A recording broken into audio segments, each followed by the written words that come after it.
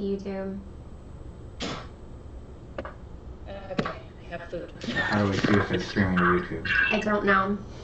Priority. Definitely priority. Lynette's freaking out because you haven't accepted her invite yet, Brita. Oh my god. Dan has my computer and he's doing other stuff, so he doesn't... Are we streaming right now? It looks like we are streaming. Okay, cool. For anybody watching. Well, at least it showed up. Alright. We're gonna have to mute something. It's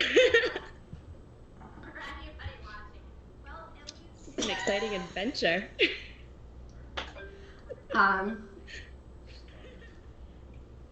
we live? Sort of. Apparently. I mean, yes. So don't say any. Don't See what it swear. looks like on there. No problem. I'm gonna mute myself really quickly. I have a couple more things to grab.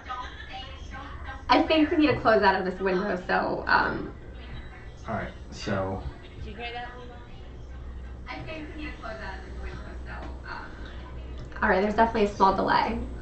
Ooh. Okay, that looks pretty good. But we need to add more people. Right, I can do that. Okay. So who else needs to be added? Okay, that looks pretty good. Lynette and Gitta. Can I close out of this? Lynette and Gitta. Just mute it and then. Okay. Seriously. For anyone who's actually watching this right now, as we figure it out, we are figuring this out. Yes. This is our first time doing this. Yes, Lynette. And you might have to go to my actual Skype stream to find Gitta. Oh, there's Lynette. There. Because if I hadn't accepted her earlier, then she wouldn't be on my list. Okay.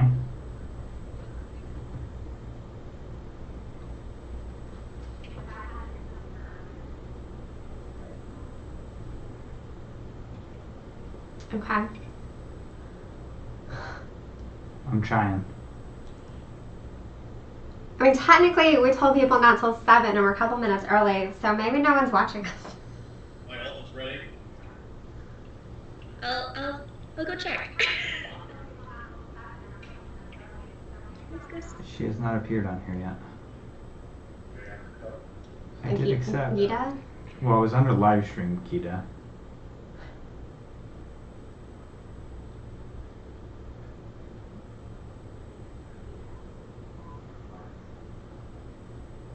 How do I add from here? Can I add to favorites? That might make her easier to find.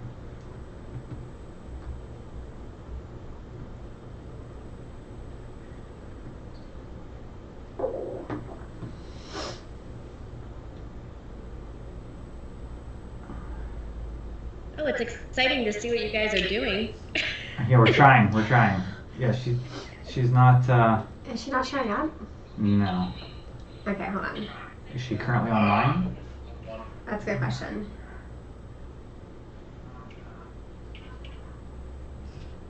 Or did Or are we... or did I already add? I don't know. So, while Dan figures this out, these are the two wands that we'll be painting. And I'll probably repeat the story later when more people have joined us. But we bought these at LeakyCon back in October, where we were hanging out with Nerdly Niffler. That didn't work. No? And it was really cool because this wand shop, they had all these different, carved wooden wands. So these are actually made out of wood. And so Dan and I were looking at all of the different ones that were not painted. And we were looking separately for each of us to pick out our own wand. And then we both ended up picking out this exact same carved style. So I don't know how well y'all can tell, but you can see that the handles and all the other carvings on these wands are identical. And that was a complete coincidence that we both liked the exact same style of wand. But Dan picked out the one that has a bit more of the grain showing, and then mine is really plain. He will be, what's the word I'm looking for? adding finished stuff to it. Is that the word I'm looking for? Alright, I can switch, but it's not letting me add you.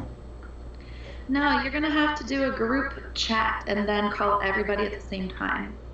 It let me add people individually before, you're just not coming up on the list. I wonder if I can add everybody else from here. Ooh, to this one? Yeah. That would be interesting. Let me try that. So I don't see you guys at all. So you can't see our video because our video is going through OBS and it can't Output be to used. both. Yeah, I can't output to both at the same time. Okay. That's the one thing that I've learned today.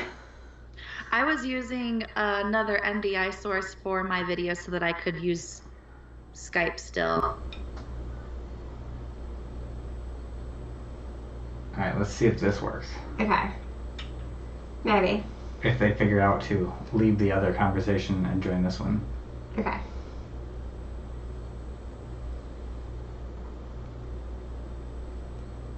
I'm messaging everyone. Oh, And Alright. You're supposed to do? we And have yeah, 4 now. we're close. And Lynette, it said, was unavailable. Uh-oh.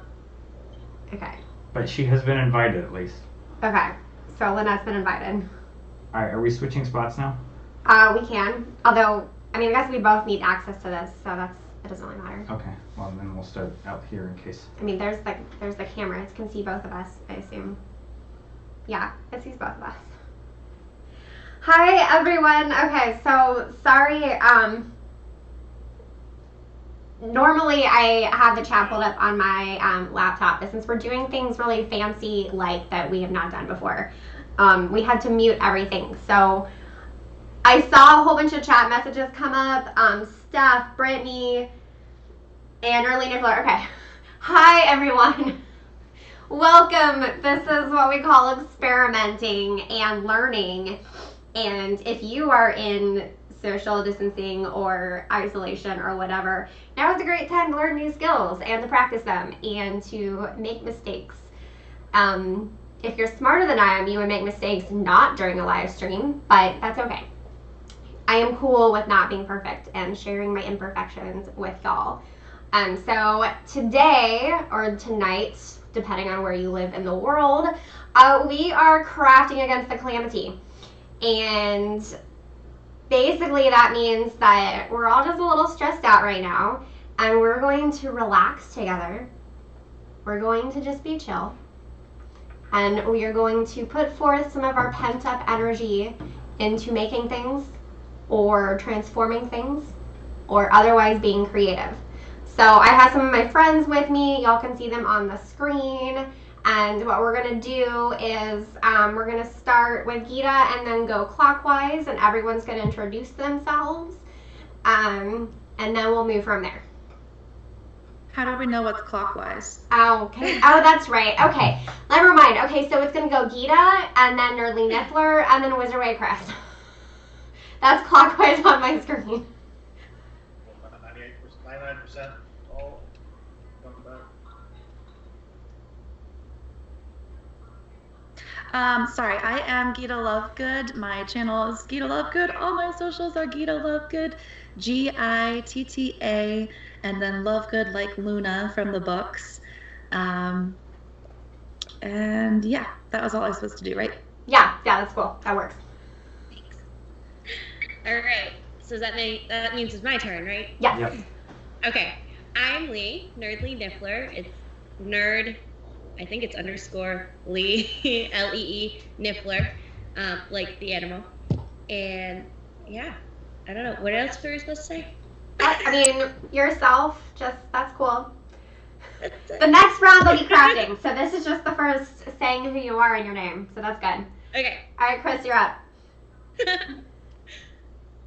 Hey everybody, I'm still setting up. My name is Kris, my channel is Wizard Way, and I'm going to be doing some Starscape jewelry, which is just basically I use nail polishes on glass tiles, and once I put a bunch of different layers of paint on them, they look like star galaxies and stuff.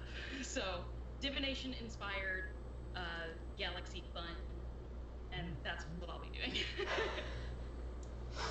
Okay, we are trying to figure out how to get Lynette in the call as well from Wizard PhD. If you are frequent in watching live streams, then you know that she does all kinds of fun live streams. Lately, she's been doing some Hogwarts Mystery live streams for those of you who might be getting back into the game, or who haven't totally abandoned it, but you like, if you're like me, you play for like a week and then you don't play for 3 weeks and then you play again for a week. So we are trying to get her into this call, but I have not hosted a multi-person live stream video chat before. So my wonderful husband Dan right now is trying to figure out how to make this work. So as he does that, luckily I am the chatty one in the relationship, so he can be looking at the screens while I talk to all of you. Yeah, I'm also keeping track of the comments. Oh, good. He's keeping track of the comments. Good job, babe. Good job. So when we were earlier technically live, but it was before 7 o'clock when I said we were going to start. I was talking about our wands. So tonight, Dan and I will be making our wands more magical. We purchased these at LeakyCon in October in Boston. And it was really cool because it was one of the few vendors who was selling wands that are actually carved out of wood. I mean, we have made wands before with hot glue and beads and stuff. And just a dowel. Yeah, and a dowel, which is also really fun. But sometimes you want, like, the real deal, right? And this really awesome shop had a lot of decorated ones, but we're cheap, so we wanted the plain ones. And we were both looking for ones, and they had a bunch of different designs in regards to how they were carved. I don't know how well y'all can see these. But we both ended up choosing the exact same carving style. So, you know, #married.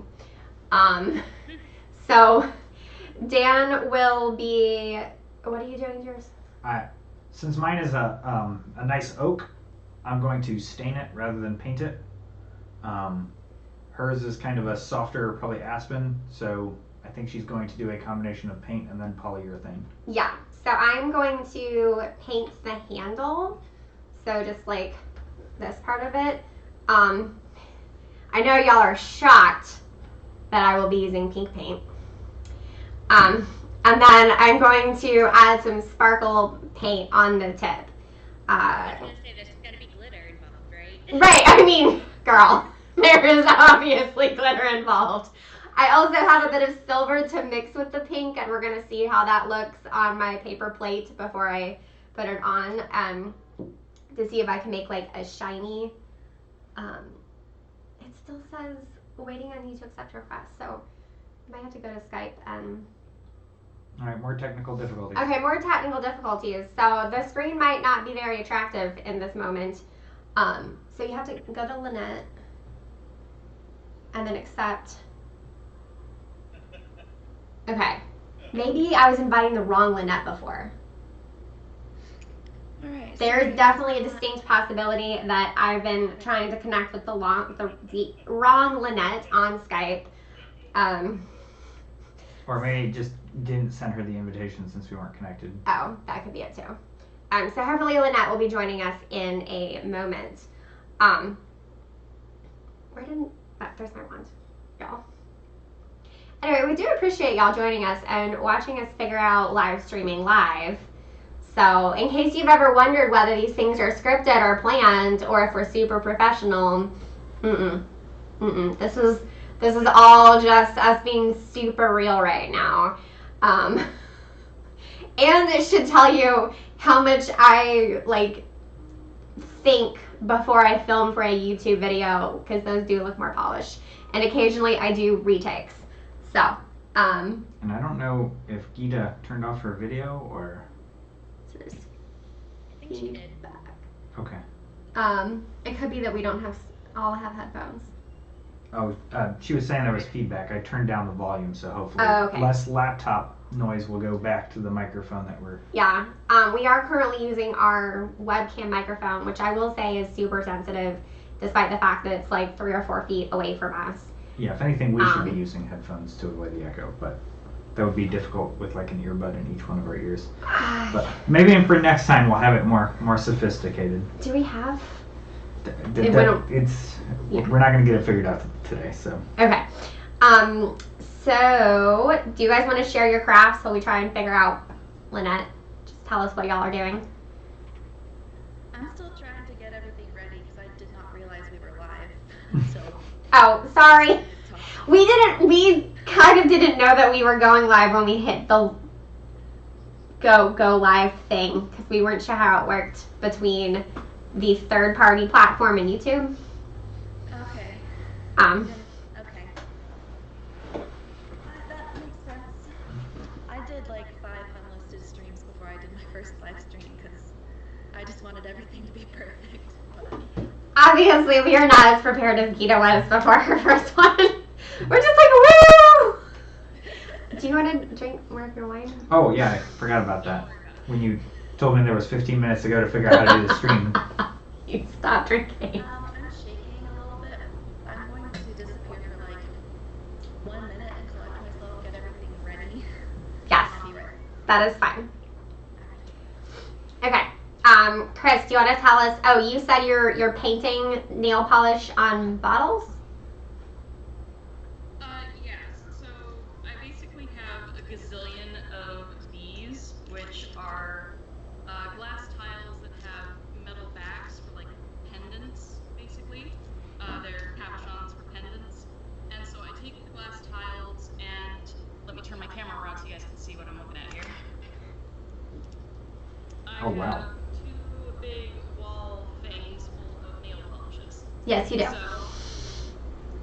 So I have every color of the rainbow, they're all organized, and I basically use those to paint the glass tiles, and you start with like the lightest layer that'll be the foreground, and you work your way backward until you get the dark color, and it makes it look like this, like a star galaxy. Wow. I'm super excited to see what Kris comes up with. Okay, Alicia, what are you doing? So I am roller beading, which is there's like a bunch of these little plastic bead things, and you put them on a grid, and then you melt them together once you put them all together, and they come out looking like something like that. So I'm gonna do some Harry Potter themed roller beads.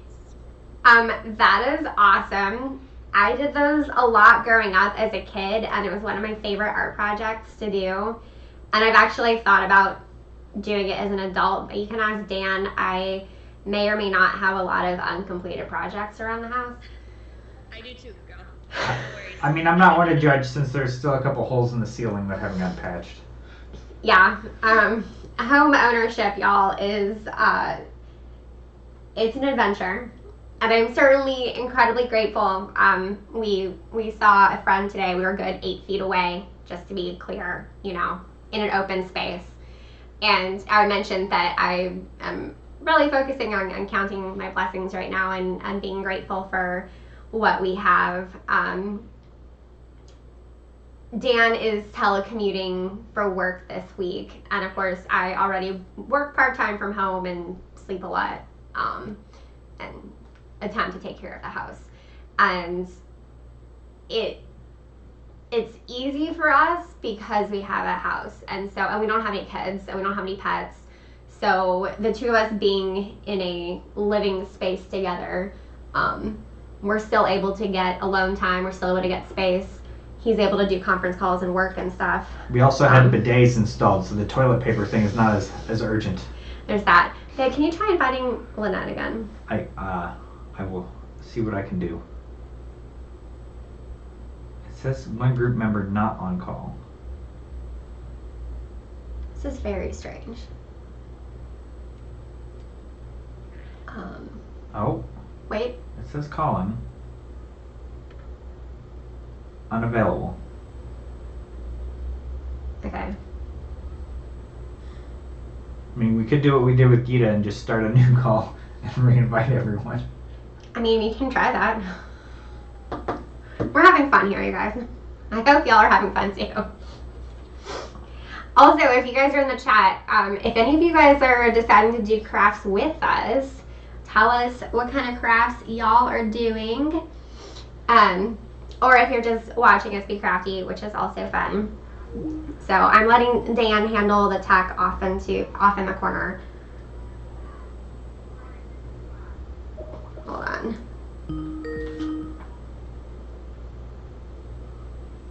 All right, so there's Lynette. Let's see if I can re-add everyone else. Okay. Don't be doing this, because now where's Gitta? Where's Gitta? Okay. Are you serious? Okay. I mean, are we limited to only... Does Skype limit how many people can be in a call? No, Gitta's just not coming up on this list for some reason. It doesn't make any sense.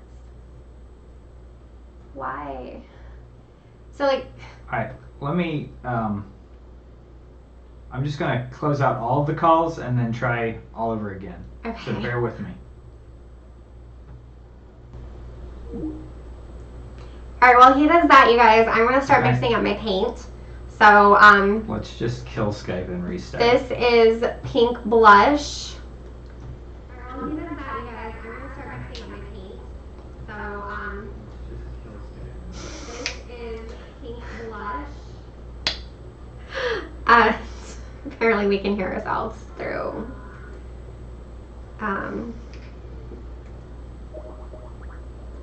Does anyone else enjoy like peeling stuff, or am I like the only weird person who does that? Anyway, I haven't used these paints in a really long time. Alright, one. Let's see if we can get the other three. Painting a wand. Oh, wow, you're already making progress. Is it everybody? We'll We'll see if everybody joins in. fingers crossed. Yeah, we are Okay, crossing our fingers. Oh, holy moly. Yeah, everybody. I think we have success. All right, y'all. That's hallelujah. It took multiple tries. Yeah, 20 minutes in, we finally got all 6 people on the call. Shout out to my wonderful husband Dan for troubleshooting this and figuring out how the heck that this was. True IT guy. Just close it and try opening it up again. See if it works. Okay, so Lynette, if you want to introduce yourself real quick and tell us what craft you are working on. Yeah, so I'm Lynette, Professor Lynette from Wizard PhD. Or Jeffrey is in the house, but he's working on dinner for us. I am knitting this scarf that I started during Vlogmas of 2018 and then stopped knitting for a long time. So I'm going to try to make progress on this, and it's Gryffindor colors because that was the, easiest thing, the easiest way that I could get those colors, and we'll see how far I get. That is really impressive. You have already made a lot of progress on that scarf. I don't know anything about knitting, but I've heard that while scarves are technically the easiest, they're also the most time consuming because of how long a scarf is. Yeah, I'm not a knitter, but so this is like a circular thing, so I just like do it to get the rows. I used to actually learn how to crochet first before I learned knitting, but I was like, oh, I'll try this out, and it shouldn't take that long. It's just a scarf, right? No, it takes a long time. Little did you know. Oh, Okay. wow. Gitta's making a lot of progress. These are the ones that I made on my last live stream where I was making them, so they're already made. I'm just painting them. We've got pre-made ones as well. We haven't even actually applied anything to the wands yet. No. Open up my stain can here. Okay, so I have decided that I don't like the color of mixing the pink and the silver. This is why I only use a small amount. I don't know if you guys can see that or not. So I'm going to try mixing just the pink with the glitter, Ooh. which I'll probably like, and do that. So if, for anyone who saw my video last week on staying healthy while playing Wizards Unite, or if any of you have seen any of my videos from, the fact that we live in the middle of nowhere, Dan and I live in the middle of nowhere, Georgia, which normally as a Wizards Unite player can be kind of a bummer because we have to drive to get to a point of interest. We have to drive to get to a greenhouse, which is not even that exciting, and we have to drive a lot further to get to either an inn or a fortress. And the two places that are ideal for playing are in complete opposite directions of each other. But right now, we are definitely enjoying the fact that we live in a rural area because we can still safely exit our homes and go out in public and still easily avoid other people. There was a runner who came close to me on a path today, and I was like, I'm going to get off into the dirt because you're not within 6 feet of me. He was a heavy breather, too. I'm like, dude, you're like breathing like 17 feet away from you. That's not cool.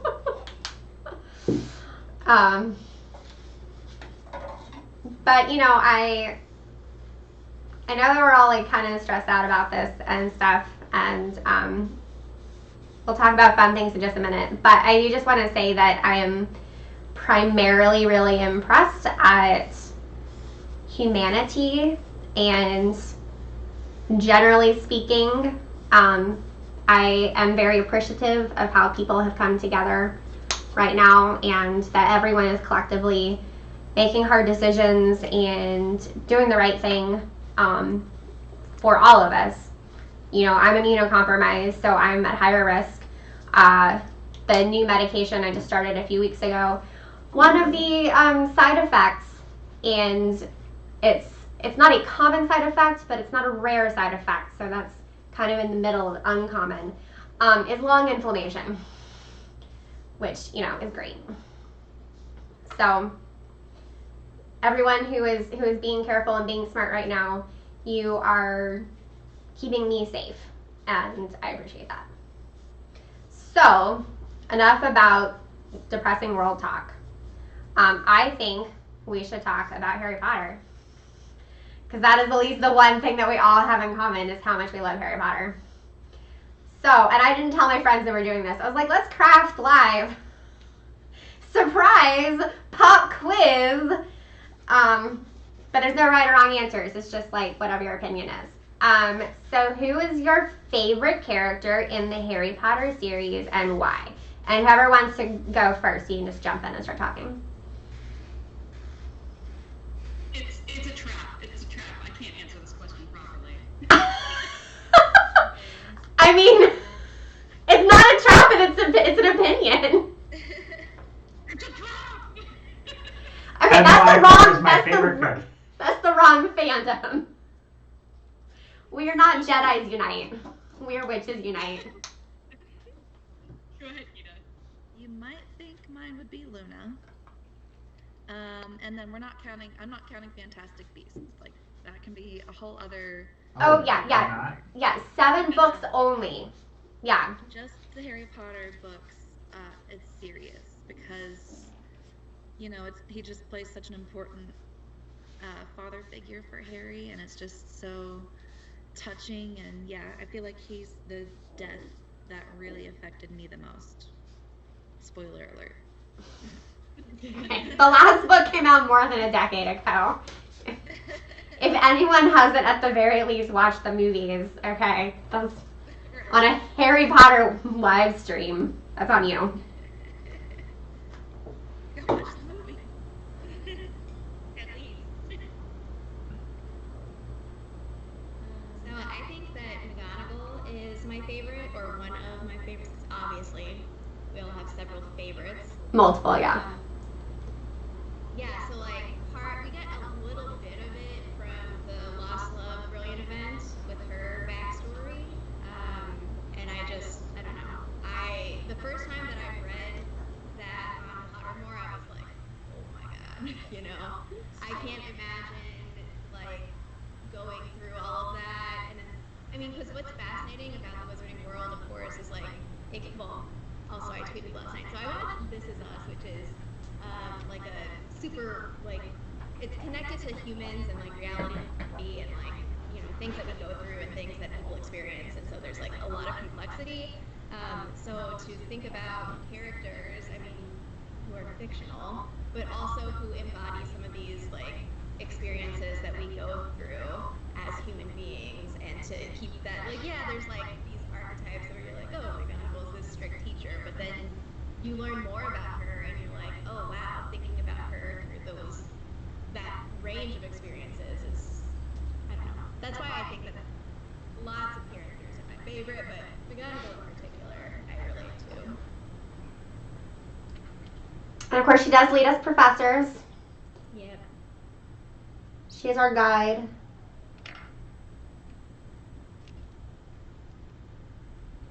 Alright, I guess it leaves me, right? Leaves me If I too, were but I don't to know. be like Slytherin tends to be, I would say Draco, because without a good rival, without a good anti-hero, Harry wouldn't be the hero he is. So that's me flipping it. But I think that Draco was a more compelling character than Voldemort himself. That's just my opinion, and plenty of people would argue against that, and that's fine. But as far as like favorite protagonist kind of character, I really like Neville. Oh, yeah. I really do like his character arc. I feel that, you know, he has just as troubled a past as Harry does, and it very well could have been him rather than Harry. That being, you know, Voldemort's equal clash. The whole plot could have been about Neville instead. But I really like that he starts off very timid and has very, you know, deeply rooted fears, but he slowly works through them and ends up becoming a hero right alongside Harry, even though he's not in the spotlight. Wouldn't care to be in the spotlight. So I just really like his character arc. And I like that, you know, he's geeky, he likes his plants, a lot like Newt's commander is actually with his beastie. So Yes. he's just those in the background characters that I feel really gave more depth to the story. I like him. I guess it's my turn. So, growing up, my favorite was always Hermione. Like, every year for Halloween, I was Hermione. I related most closely to her. I was always the bossy girl in school. So, I love her. I still love her, but I think as I grew older and more mature, I feel that my favorite has come to be Lupin, because again, he's a teacher and he's so grounded, and James and Sirius are like, you know, his friends that are like, crazy rebels, and Lupin is the one that always brings them back and is like, hey guys, not cool. He's like another father figure to Harry too. Like, Yes. oh yeah, Lupin. I know, and just like, I mean, looking at it as an epic story, as the hero's journey, and, you know, him having to lose all of those people in his life is part of that sort of narrative. Like, you can understand it from a literary perspective, but just, you know, when he's in the forest and he's like, well, it hurt, and they're all with him, I mean, just, it's fine, guys. It just gives me all the feels. So I asked this question, and my default answer is probably just always going to be Hermione. My hair is kind of up right now, but y'all have seen. And my hair has gotten better as I've gotten older, which is awesome. But especially, you know, being this nerdy teenage girl in South Carolina with big hair that just like, it still grows a lot in the summer. It just becomes super frizzy. And always into books and reading, and I loved having a strong teenage female protagonist who still makes mistakes, and who's not like drop dead gorgeous, but with, you know, one tiny flaw, which is a problem in a lot of young adult fiction if you read a lot of young adult novels like I do. Yeah, too. It's a bad trope. It is. It's like, and you know, she like never thinks that she's pretty, but like all the guys love her, and it's like, okay. So just, you know, I always liked having someone to relate to, and like Lee, I totally have cosplayed Hermione. Of course, like real me is a Ravenclaw, not a Gryffindor. But in case you've ever wondered why I own a lot of Gryffindor stuff, one, it's because Ravenclaw stuff is not available in stores.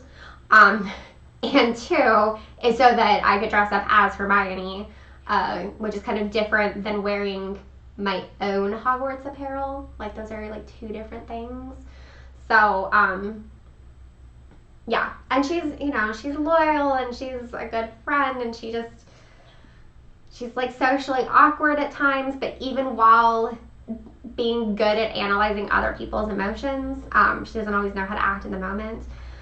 So, there's a lot to love about her. And I definitely, during my blogging challenge last month, one of my posts was that Ron and Hermione will always be my one true pair. So, in case any of you are into fandom, then OTP, one true pair is like your ship, short for relationship, and Ron and Hermione is always mine. I've been reading Ron and Hermione and Harry Ginny fan fiction since I was 16, which, by the way, means before Order of the Phoenix came out.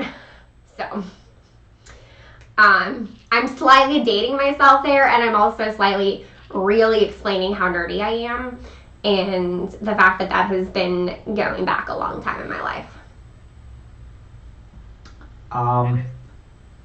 I think I'm gonna take Chris's playbook, but instead of going with Draco, I'm gonna go with Dudley. Because Dudley is a very similar character to Draco, because they're both kind of bullies. They both, rely on their father's power for their own bullying. But they both come around at the end and kind of turn around as a character and realize that maybe they were in the wrong and came back and kind of apologized. And both were kind of redeemed by their mother's love, because both of their mothers came around too, and their fathers are really kind of the irredeemable characters. Yeah. But they do kind of mirror, so Dudley's kind of Harry's foil in the Muggle world versus Draco in the Wizarding world. But if I have to pick somebody on the right side of the book... There's no rules, it's just a question. Yeah, but it's a cool way to get a bonus and not just claim one. That's true, okay. I gotta go with Luna. I mean she's pretty cool.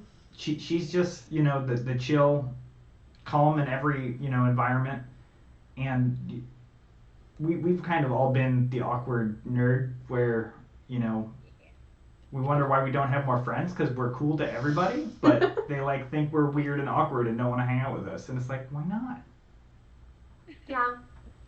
I'll say one of my favorite moments in the books, and it's in the films too, is when Harry asked Luna to go to Slughorn's Christmas party. And I just think that is so sweet and so indicative of Harry's growth as a person. If you remember in Goblet of Fire, he and Ron are trying to figure out who's the prettiest girl who they can take regardless of their personality. And now suddenly 2 years later, Harry just wants to take a friend. He wants to take somebody he can trust, somebody he can have fun with, even if she's Looney Lovegood.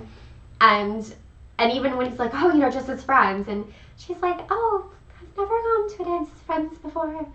And it's just so sweet, and it just makes me really love both of them as characters and, their friendship, and it's pretty sweet. Do you want to ask a question next? I'm unprepared to ask a question. But I guess if I have to come up with one is, we'll make it a two-parter. What is your favorite Muggle school subject, and what is your favorite Wizarding school subject? That's a good question, babe. And I've run conference calls before, so I will determine the order. Kris, you seem like you are eager to go first. Oh, speaking of work, no, that's a politician from a state I no longer live in. Okay. Nice. Well, let's see. This probably comes as no surprise to anybody who's familiar with me, but Muggle subject, I would say anatomy, physiology. My kitties want me to get out of this room. Oh. I'm sorry. But Muggle subject, definitely anatomy and physiology. I love learning about how the human body works and why.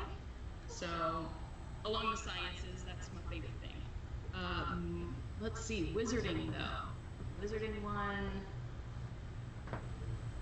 That's a tough choice. Like hard pass. I don't know. Transfiguration. I'm gonna go with transfiguration, even though I'm like the self-proclaimed potion master of YouTubers. Yeah, I was expecting you to say potions, but I guess you can be an expert in something and it not be your favorite. I love potions because it's just a really, really versatile. Same thing with transfiguration. You being able to change the form of something with magic is pretty freaking cool. But also being LGBT and on the trans spectrum, it'd be really, really nice to be able to, you basically do a glamour and change my body to be the way that it is in my head, if that makes any sense. Shout out to my LGBT folks. But yeah, so transfiguration holds a special place in addition to potions.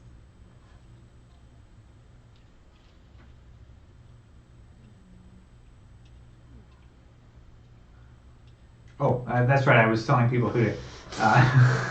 I'm falling apart on my conference call leading here.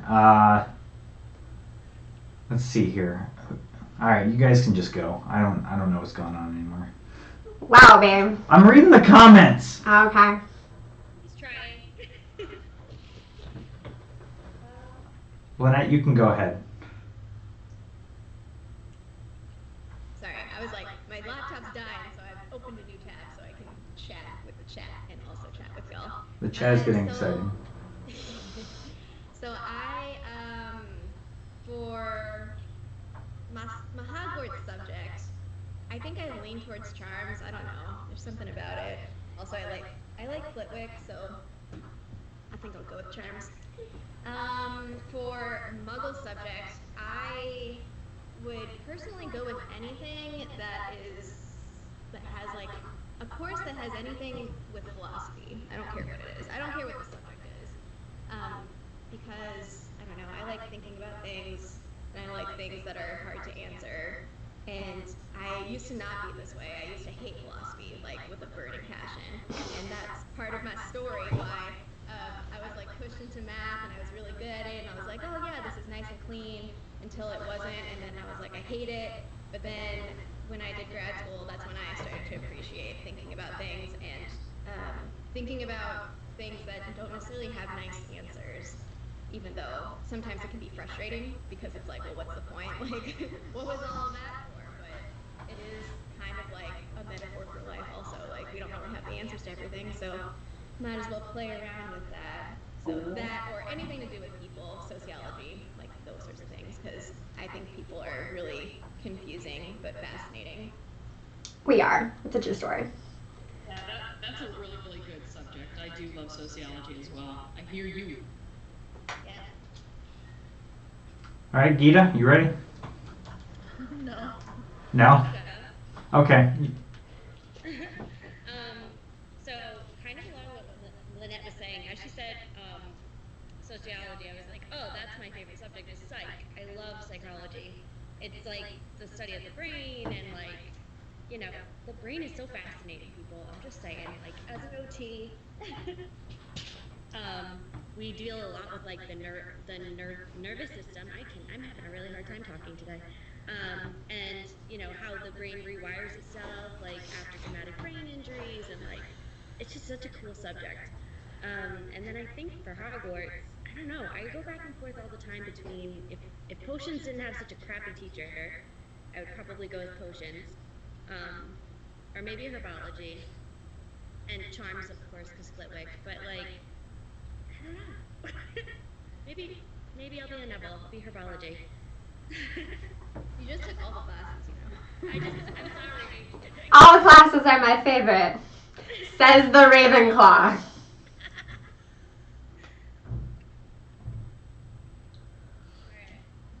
Gitta, if you're not ready, Brita can go. Okay. Okay. All right. So, my favorite Muggle subject. Oh, that's tough. I mean, I did get a degree in history and French.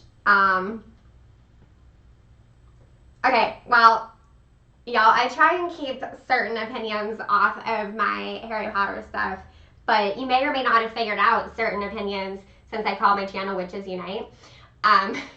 So my favorite subject is women and gender studies, and which is what I minored in. Yes, the Ravenclaw double majored and minored at a top little art school.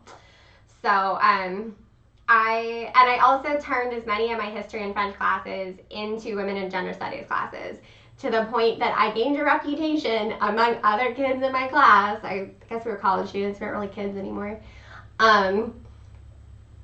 For being the person who is like always criticizing, like, how are we reading, this overview of history of 100 years and they don't mention women or people of color at all. We existed. Like, it was not all white men in the entire history of civilization. But yeah, and my best papers in college were always when the topic was open enough that I could pull it back to women and gender. So that was those the best grades that I got. Not as much when the topic was really narrow and I had to like write about something I wasn't passionate about. Which, side note, the hardest thing I did in college was analyzing French poetry. I had to write a 7-page paper in French analyzing like a poem that had 20 lines. So I am not good at analyzing poetry in English, and doing it in a second language is really hard. So yeah, women and gender studies is definitely my favorite Muggle subject. As far as like a more normal would be in a like middle school or high school, definitely history. I love history. That's why I got a degree in it. I read my old history textbooks for fun sometimes. I actually took one of my textbooks on our honeymoon and read it on the beach. She had to have something to do while I was watching the Dayton Flyers do well in the NCAA tournament. So, yeah, which this was 6 years ago. Our anniversary is on Sunday. So, and then my favorite wizarding subject. Y'all, there's so many good ones. Okay, so if we live in a magical world where I don't have allergies, I think I would really enjoy herbology. But I'm allergic to stuff, like everything. So, I also think I would enjoy care of magical creatures, but not taught by Hagrid. I love Hagrid, but y'all, I am a small person, like physically small, and I don't think I would do well in his classes. So, like, I want to learn about, Nifflers and unicorns and bowtruckles. Yeah, that's about it, actually. I don't know, charms. I think charms would also be really exciting to learn. I don't know. And it's funny because I would love to learn, like, understand more about J.K. Rowling's magical theory behind the subjects, and I'm going off on a tangent here. Like how she determines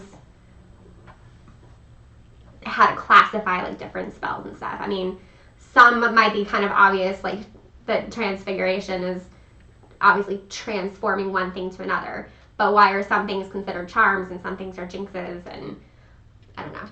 These are the things that interest me. I just want to know all the answers. Okay, I'm good.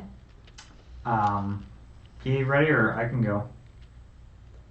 You go ahead and go. I'm going to grab something to paint on really quick because I'm done with my wands. Okay. So My favorite subject in the Muggle world is definitely physics.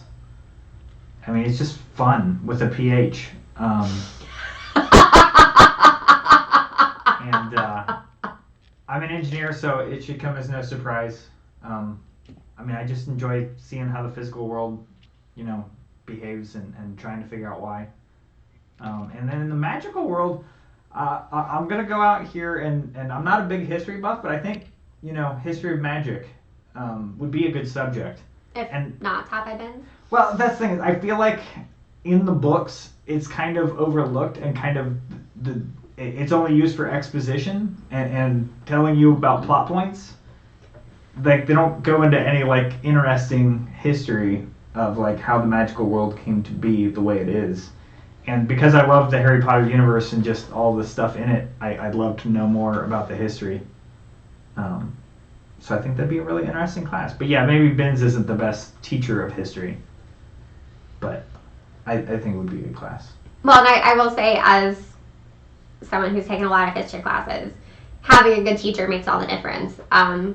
I didn't realize how much I liked history until my freshman year of high school, because partly was before that it was social studies, so it was always a very odd mishmash of history and political science and geography and like, I don't know. And so it really depended on what the teacher wanted to teach, because there wasn't super strict curriculum on that. What? I was really enjoying Kris's arts and crafts, and then there's a cat. Cats like to say hi. So yeah, having a good teacher really does make a difference. You know, a good teacher makes it come alive. And I had a great teacher for both world history and AP US history in high school, who really made learning about history just about like learning stories. And eventually, as you read more and more about the stories and you talk about them, slowly you start to memorize dates and you start to memorize names and stuff. But that's not the point of learning history. You know, it's not just memorizing crap, which I'm not good at. It's, you know, it's like the way we read Harry Potter over and over again. Like, those are stories, and the more you read it, the more you like start to memorize things, but it's because you're engrossed in a story. And so really learning about history is the same thing. It's just you get really into the story, and the more you understand the story, the more you just realize that you know stuff without having to look it up. So. All right, Gitta, you ready? Or do I have to call on Mario? I'm ready. Okay, so first, do chorus or drama count? Yes. Sure. Okay. So I'm just like such a performer at heart and a doer at heart. Like, I don't necessarily like to watch plays. I don't necessarily like to watch things, but being active and doing it and getting to sing, like senior year, because I was ahead on math, I actually had a math credit count in middle school, so I had an extra period in my senior year that I didn't have to do math, and I took extra chorus. So, really love performing. And then at Hogwarts, I have to say divination, but the one that Ferenzi does, so where you're actually studying the planets, because you can ask Lynette and Kris, I talk about the planets all day, every day. All of the planets, which ones are going into retrograde, which ones are affecting us, which ones were where on your birth chart, and what's affecting your career path, and what's affecting how you react emotionally, and what affects how you need to be loved in order to feel like you're being loved. So it's, yeah, I feel like I just started shouting. I just got You're so passionate. You know more about planets than anyone I know. She's really intuitive about it. It's very, very impressive. Like, I think she's gotten at least half of us to download an app that, you know, tells you all about what things are starting, what things are ending, when you're gonna this particular aspect. It's really fascinating, though. It is, and it's like, I don't know, it's the fact that I experienced something very, very similar emotionally when, so Mercury has, all the retrogrades happen because of how close they are to the sun, right, and however many times they lap the sun. So Mercury is closest to the sun, so it's going to have the most retrogrades per year because it does the most laps around the sun per year, and it's in retrograde when it's going away from the Earth. And right before it's in retrograde is when it's swinging towards the Earth and swinging by. And so you call that the shadow. And 2 shadows in a row, I had like the most intense emotional breakdown where they were just like, you have to learn to communicate. So it's like, I don't know. it's things like that it's just, they always happen in sync with the retrogrades, and it's hard to not see that it actually is affecting us. Now I want to learn more. I think Mercury's cool because it's the closest planet to us. Which one? Mercury. No, Venus and Mars are. Venus is closest to us towards the sun, and Mars is closest to us on the other side away from the sun. But, He's about to get super nerdy on you. but on average, Mercury is actually closer. Are you going to have to explain orbits? How many times it laps? Well, no, because realistically, the sun is the closest to us at any given time because it doesn't go away. So, on average, the orbit of Mercury is closest to the sun. And so Mercury is actually the closest planet to every planet in the solar system. Like parabolic orbit stuff from like. I'll accept it. That explains why Mercury affects me so intensely. Because you're closest to it, on average. Oh man, yeah. So it's super cool, and I am planning a series on it at some point where I'm just like, real life divination, like Ferenzi's way, because like the centaurs had it real. They're just like, Mars is bright tonight. There is a war coming. That is literally why I am making the pendants I'm making. I've chosen like Mars, stereotypical Mars colors for my pendants. So that's what I'm doing right now. Pretty. So at some point I do want to do a series on it, but honestly, there's so much that goes into it and how each retrograde is going to affect each person because of your particular birth chart.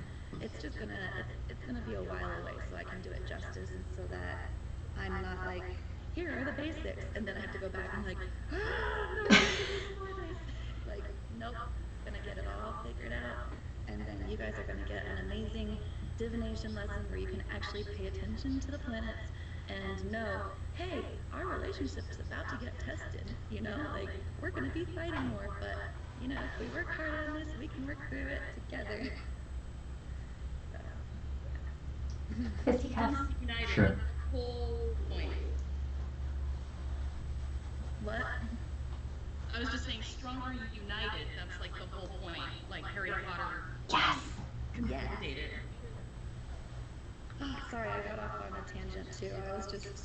Hey, I love it. For so long. I mean, I just think it's great.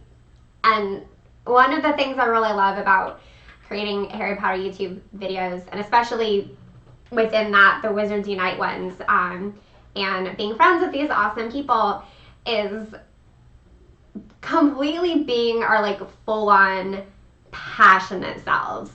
One of the things I sort of dislike about like nerds in general, is accepting that you're really into something even if it's not cool. And I know that Harry Potter can be kind of mainstream, but let's be honest, the level that we all take it to is not mainstream. It's like intense. And it's just like choosing to embrace that.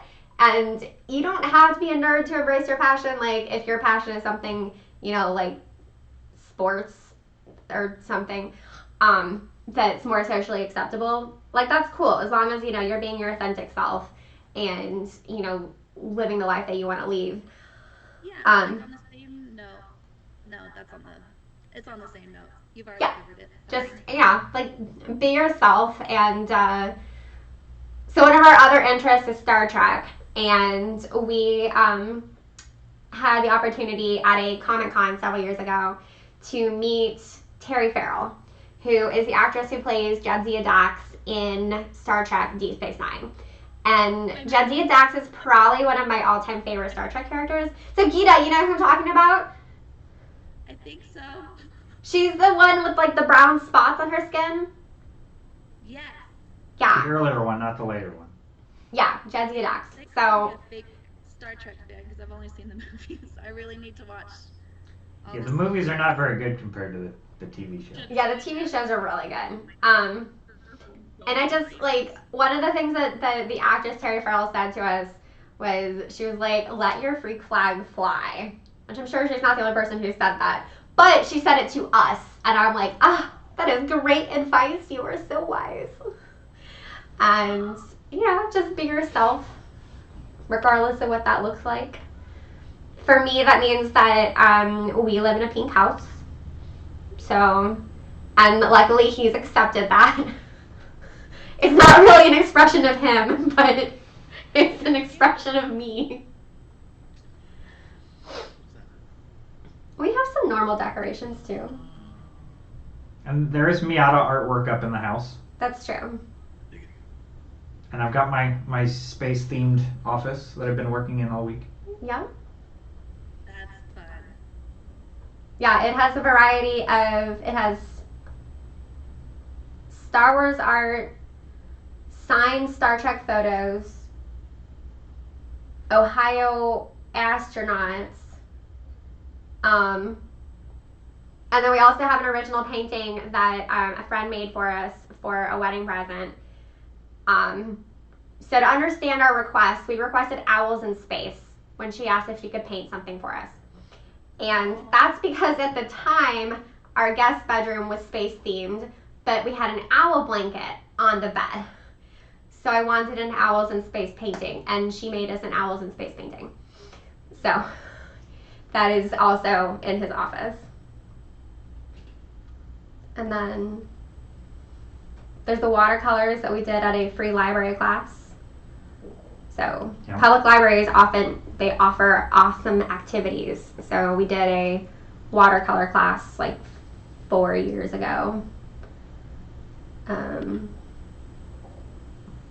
It's about the extent of my artworking abilities. Unless you count woodworking. Hey, he's an excellent woodworker. He built our bed. What would you call that? I built the headboard, and actually the headboard in the guest room as well. Yeah. I refinished this nice table that we're using. Yeah, if you guys can see the table underneath all of our art supplies. In fact, if you like the stain color, it's the same stain that I used on my wand. Yeah. Yeah, our table and these chairs, when my dad retired, he was an attorney with his own law firm. So this was his conference table and chairs, and we got them. Parents retiring can be a great source of furniture. Okay, I'm going to let Dan lead this while I go to the bathroom and get more wine. Okay. Which... Me leading it. Mario seems like he's stealing the show over there. Oh, there's a dog. Yeah, everyone look at the pup. Do you guys want to show like progress as far as what we're doing with the crafts? Yeah, we can do that. Kris, you can start since you've been doing a good job of putting stuff up for the camera. Oh, okay. Hold on. I gotta see this Mars-colored stuff you got going. They're just a bunch of different layers, so hopefully that lines up. Oh, wow. So it's literally just a bunch of different layers of nail polish. It kind of looks like a pink and sparkly Dementor sideways. Brita would probably accept a kiss from a pink and sparkly Dementor. She would let that creature have her soul. So this one I did a little bit more of like a purplish color to it. It's just in a little heart-shaped glass piece. And oof, I'm getting paint all over my fingers. Same. And this one I'm about to back with a dark red. So all of them are different. No one pendant is going to be like the next, which is kind of like why I like doing this particular craft. They're all unique, like wands. You have a lot of nail polish. Alright, so what you got going on over there with the beads? Oh, okay. So I'm making McGonagall. Ah. You can kind of see her. Yeah. Let me turn the camera. Oh, this is weird. Okay. Yeah. So she's coming along. Nice. I love it. Hey. I'm just struggling with the gray and the black colors because I'm a little limited in what I have for colors, so I'm struggling with our hat, but we're gonna get there. All right, and how's the scarf coming? You added 3 feet. Yeah, can y'all see a difference? I think I've done about 3 rows, but that's okay. Now I'm in a groove. I've got it now. Yay. All right, Gitta, what you got? I don't really know. I'm just kind of going and seeing what it turns into. Ooh. But it's like a gray sky and like I don't know, it kind of feels like nighttime sand, so Like a desert. yeah, I don't know, I might make a little cat land, maybe, you know, some pyramids. Maybe people have cute little trees. Pretty little trees. Trees. Oh, I could draw like paint an oasis in the middle of a desert. Sure. I'm out of blue. I don't know. Happy Little Trees was just a Bob Ross reference, so, you know. Okay. I actually was trying to go Bob Ross, but I don't know. I like it. I don't know. All right, I'm going to have to get up to show off ours. Get close enough to the camera. So, that is my stained wand. I'm not sure if I'm too close or not, but... And then Brita has her pink and sparkles, You gotta show the tip. and the tip is also sparkly. So once the first layer of pink paint dries, I'll go over it with a plain sparkle layer. And then they will get coats of polyurethane once they are finished. Can't wait to see the final product.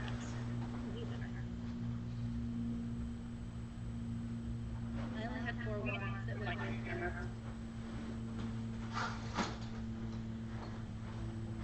Your first slices. Oh yeah.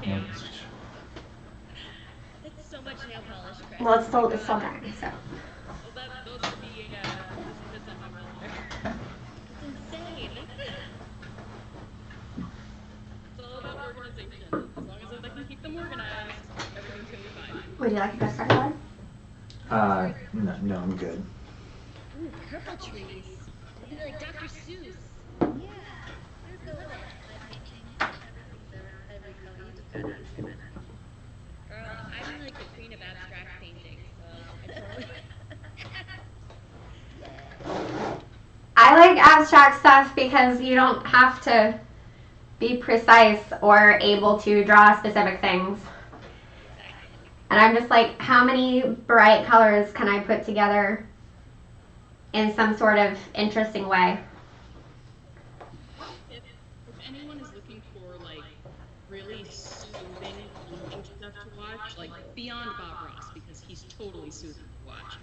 But Sleep.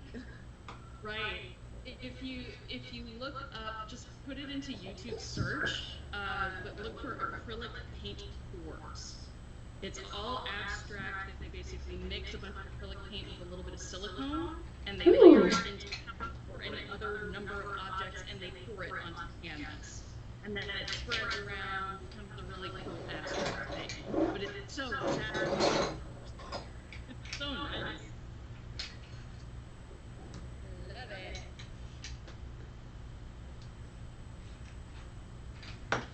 So I have not done any adult coloring in a really long time. So while my wand is drying, I decided to get out my Harry Potter postcard coloring book,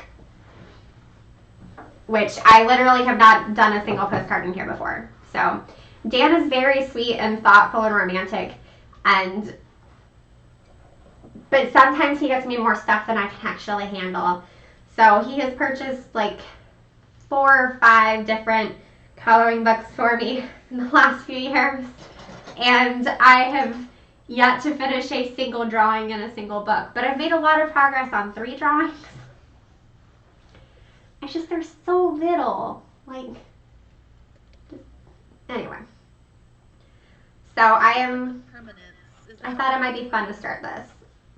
Is it weird to buy a coloring book and then never want to touch it because you don't want to mess up, and then like years later, like, I should have colored this color.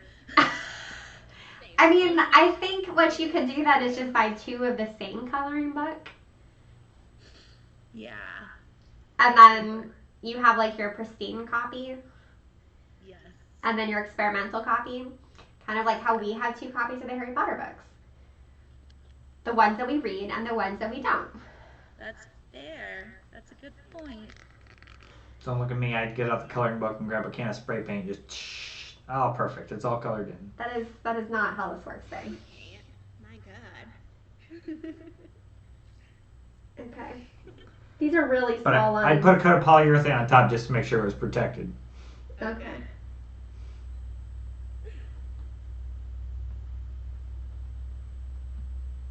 This is why it takes so long. They're itty bitty lines. I don't think you're supposed to color in between those lines. Yes, you are. You can do whatever you want. That's right.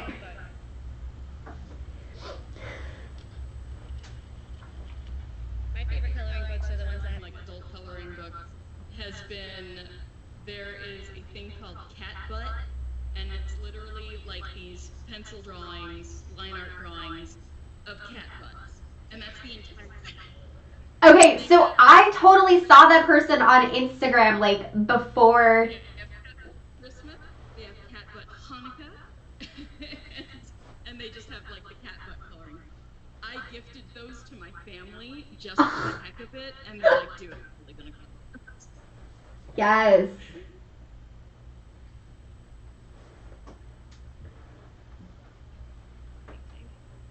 There's just so many creative people out there making creative things for us to enjoy and laugh at.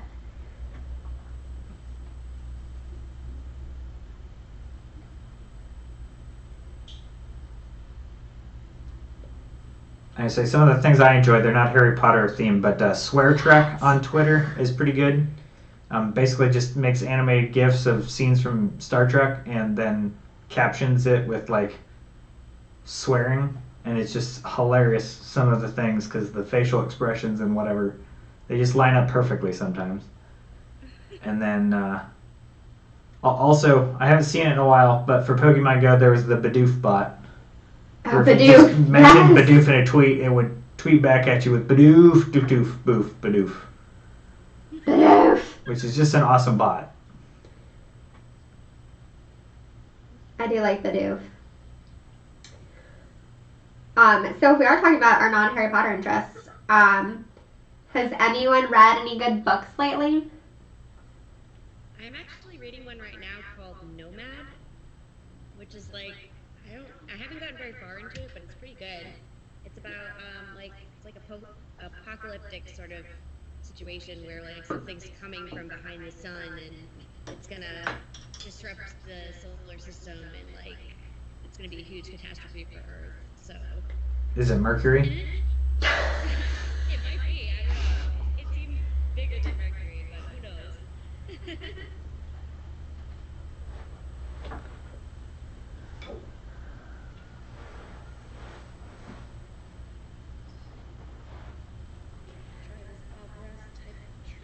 So I finished, I mean, it was a good book, but it was like a really depressing book. This morning. It was one of the Amazon first reads that you can get if you're a Prime member. You get like one Kindle book for free each month. And if any of you are familiar with The Lovely Bones that came out like 15 years ago. Yeah, okay, so the storytelling is the same thing where the narrator is dead. So it was a really intriguing book, but it was super depressing. But I finished that this morning. I'll be reviewing it soon.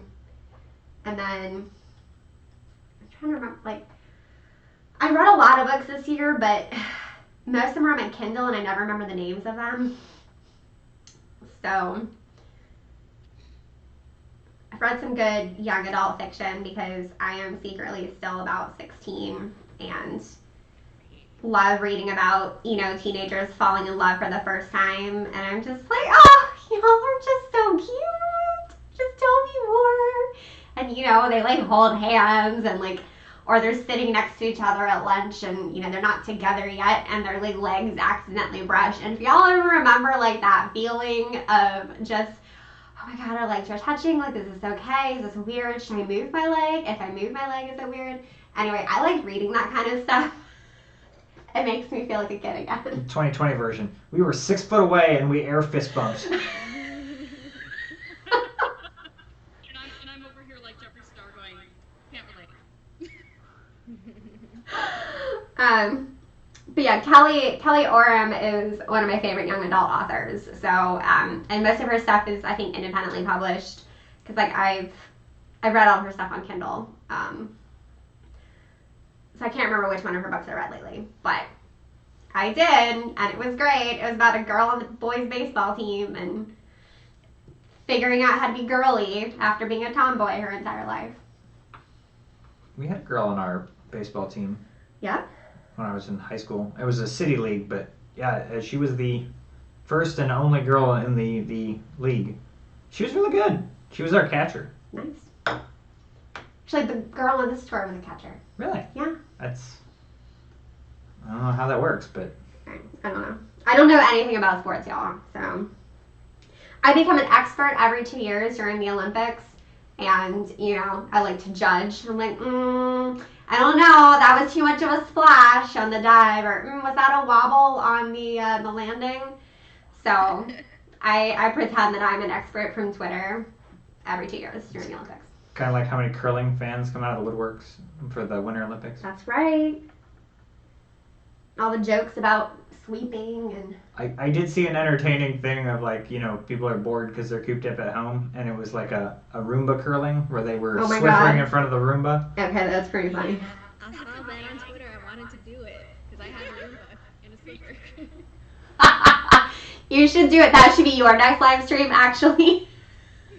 Like I said, we have an off-brand Robo vacuum, so we would swiffer in front of it, and I'm sure we'd just stop in the middle of the floor thinking it was stuck. We also don't have an actual... Actually, we do have some actual Swiffer products, don't we? Yeah. Yeah.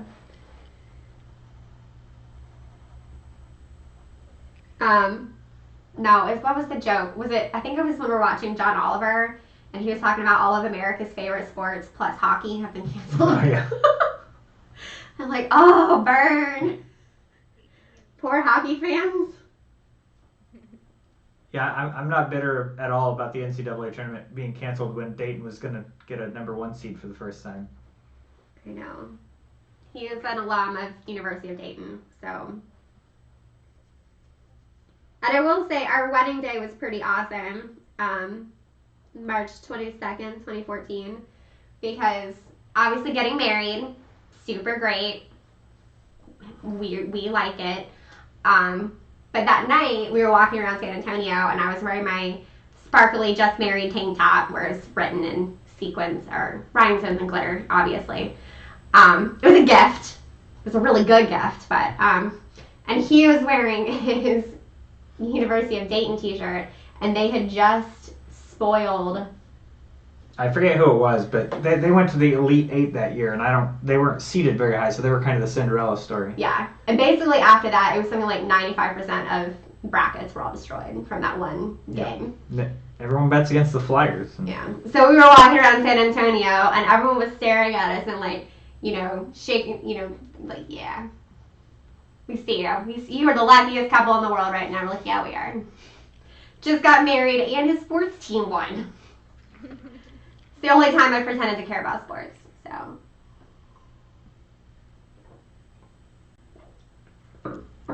I'm like super into memoirs. I don't read that often, but ever since I got into audiobooks because I can listen to them while doing other things.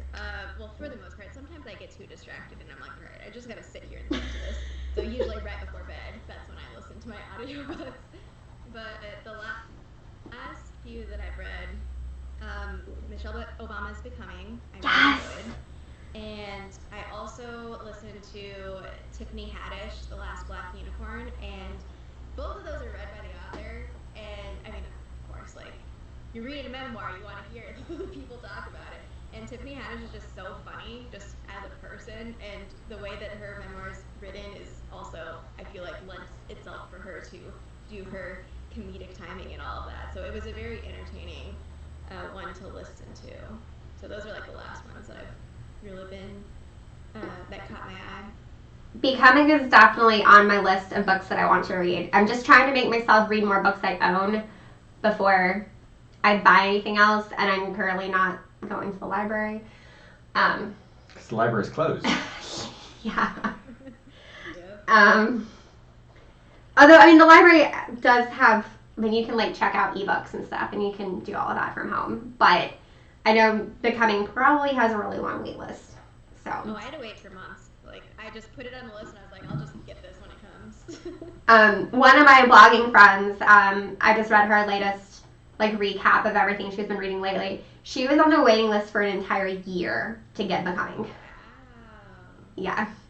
But she gave it 5 stars, so it's apparently was worth the wait. It is good.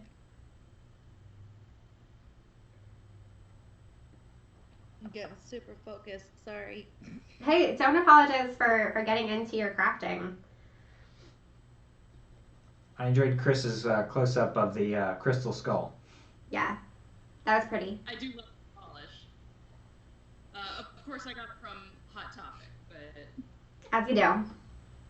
I'm always looking for polishes that have different sheens in them and different sizes and shapes of glitters, because that's where I get the layering effect in my pieces. So yeah, that's totally what I did.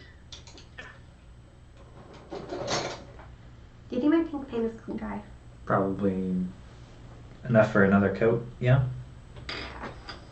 Have you guys been getting into any old shows because of Disney Plus? Boy Meets World. We actually binged that last year before? Yeah. Through Hulu. Nice. I've been binging Full House on Hulu off and on. I'm watching Hannah Montana right now just because it's so lighthearted. I've already seen all the episodes so many times growing up, so if I tune out, it's like not like I'm lost.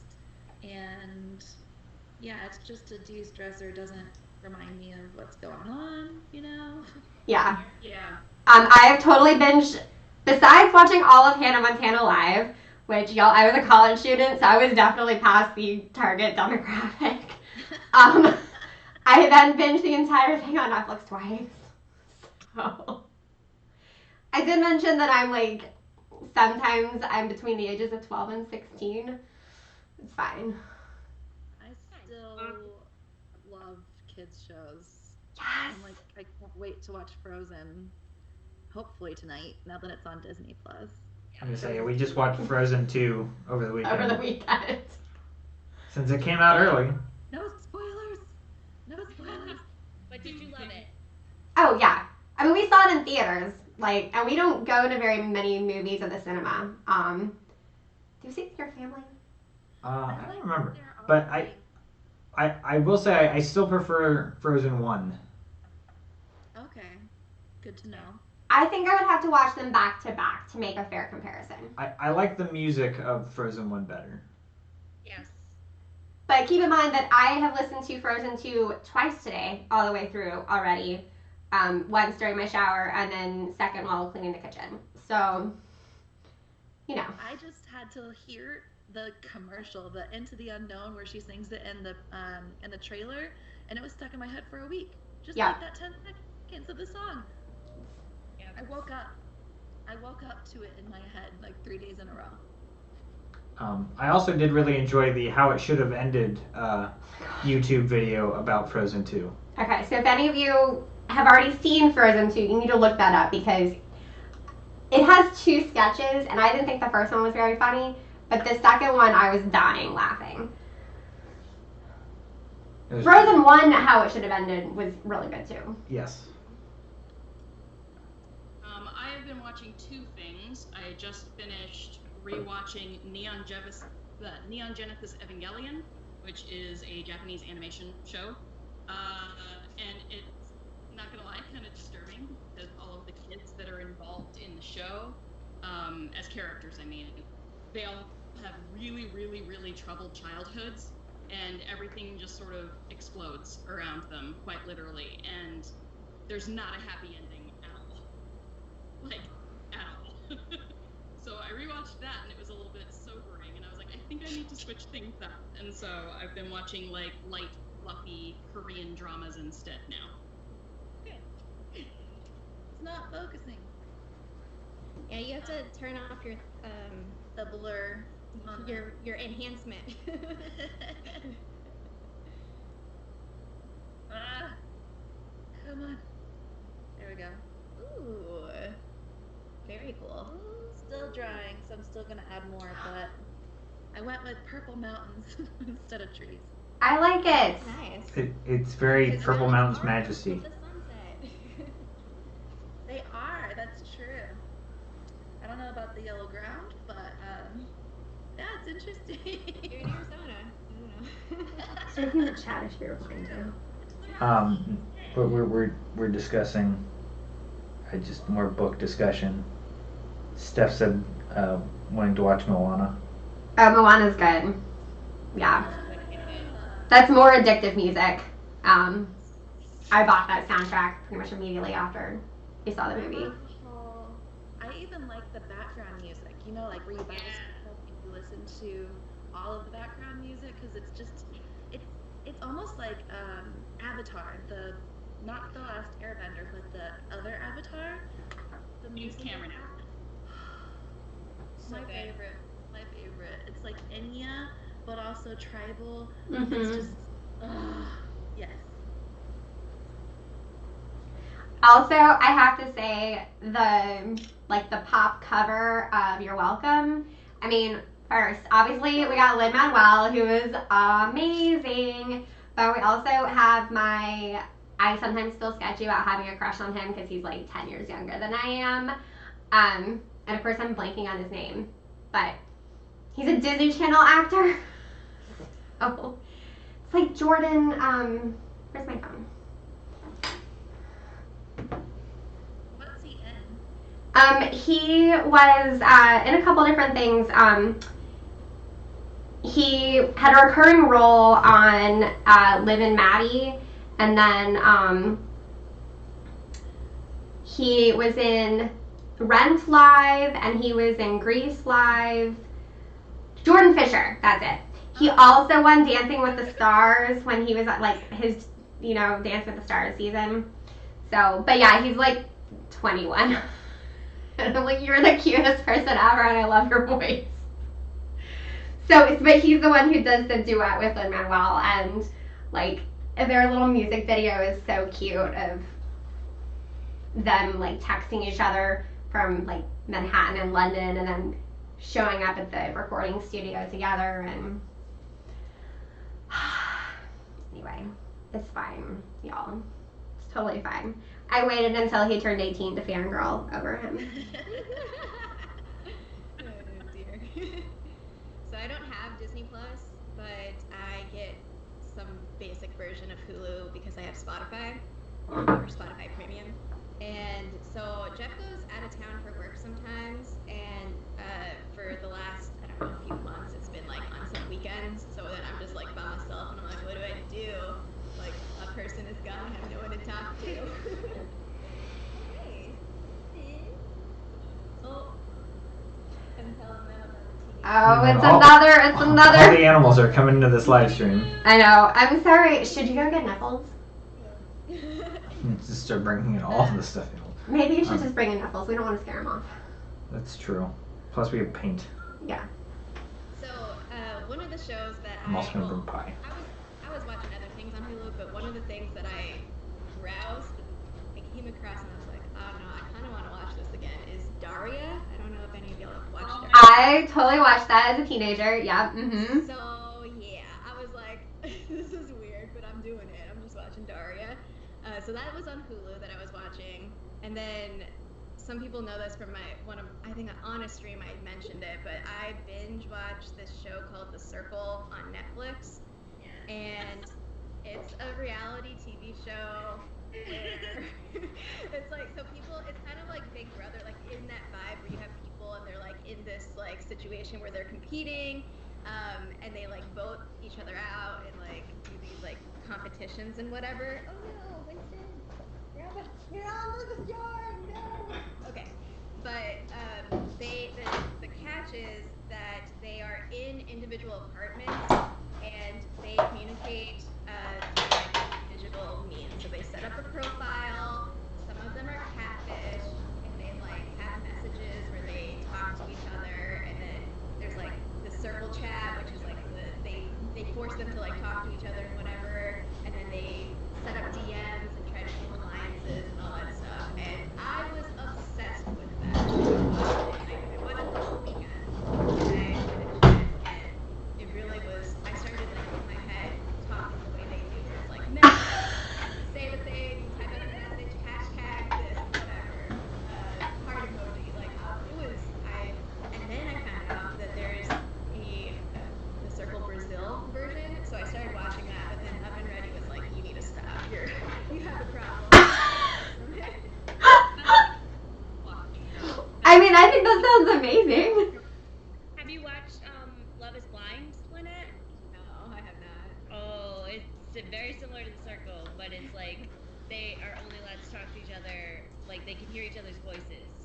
Oh. And it's like through a wall, and they have to like pair off, and they have to find their fiance, and they propose, and then they have to get married within a month of being on the show without ever having seen each other. It's insane. Insane. Wow. So I have not seen Love is Blind, but I've seen like a whole bunch of memes about it because people on Facebook and Twitter are obsessed with it. And even though I've never seen it, I keep on clicking all the memes. I'm like, oh, let me like get all the jokes about a show I've never seen before. You should totally watch it, because then you'll understand the memes 100%. I mean, all I know is that apparently one of the girls is like 10 years older than the guy, and apparently she never stops talking about it. Yeah. And she's an alcoholic. Oh, great. That's great. Yeah. She's always drunk on the show. I don't know why, but... Oh my god. I mean, you have to have at least one alcoholic on any reality TV show, right? It's true. So I don't know if y'all can see, Dan is eating the rest of his pie that he made for Pie Day. That's adorable. I like pie. I was going to make pie on Pie Day, and then I didn't. And that's the end of that story. We're going to make it tomorrow. Which we've been saying for the last 3 days. Which we've been saying for several days now. But yesterday was not a great day for me, so I did not have the mental willpower to make pie. Didn't have enough spoons for the pie. Exactly. I didn't have enough spoons for the pie. And then today I was setting this stuff up. So, ooh, look at the sparkles. Kris is so good about showing us her progress. Oh, Kris in the chat. This is a dark chocolate mint pie. You can show everything, so I make sure to just hold it up every so often. Because Yes. you guys can't help. Yeah, and I can't have milk, so he made a pie that I can't eat. Secretly genius. Yeah, he made macaroni and cheese for lunch today that I also couldn't eat, so that I wouldn't steal any of it. Although in his defense, that's because I called dibs on the leftover taco casserole. There was only one serving left, and that's what I wanted for lunch. Hashtag married life. Right? It is. It really is. And it's just interesting because normally I'm the one who's stuck eating all the leftovers because he'll end up having a lot of like work lunches and stuff. So even when he's good about taking leftovers into work, it might take him 2 or 3 days until he can actually eat it because of work lunches. And I get tired, like if we're making something that has like 6 servings, you know, I don't really want leftovers 4 times. But now that he's home, we're like fighting over the good leftovers.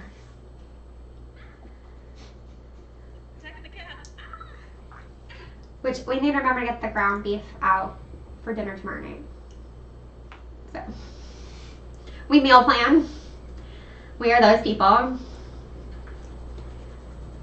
But we also were like into really easy food. So last night we made pizza for dinner, and tonight we had cheese and crackers and pie. and like salami for dinner. And tomorrow night we're making nachos. And then we're doing something else. Oh, and Friday we're having frozen lasagna. So. What are you whining about, Elizabeth? Come here.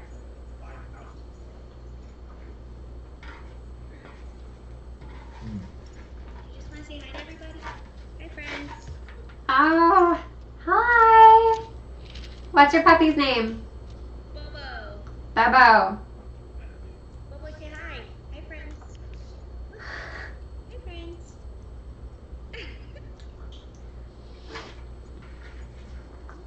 So I'm allergic to anything with fur. Yes. So Do you want to meet Winnie Lou? Is that what these it are is? our animals. That was Niffle's butt. This is Mrs. Norris, and this is Niffles. Oh, hi, your friends. Ooh, is that Julep brand? It is. Yeah, I thought I recognized the bottle. I have a couple of their nail polishes. Yeah. Yeah. I have, I think 2 rows. Let me look. I have 3 rows. Wow, that's impressive. So I have the ones that are mostly glitter, the ones that are like not quite see-through sheer, Yeah. and then these gold cap ones are the Birthstone collection. Fancy. And then these ones are all more opaque. They're like back. That is a beautiful collection. I have no idea where I'm going to put it in tomorrow. Right in the living room. Decorate the walls. I have way too much to already put on the walls. Bobo, who's that? No. Oh, hi, Winston. Look at Winston. Hi, Winston. Look at your friend. Oh. They're both. Oh, no, he's looking at me. Look. Oh, you're not even looking. You're looking out the window. I think Bo is too, to be fair. It's like, put me down, please. Yeah. You want to get down too? Oh, thank you. Yeah. I've learned through videos for my cats that my cats like puppies Oh, and babies. really? Okay. They like to watch them. I was like, okay. That's cool. Amazing. You were watching FBE with me earlier.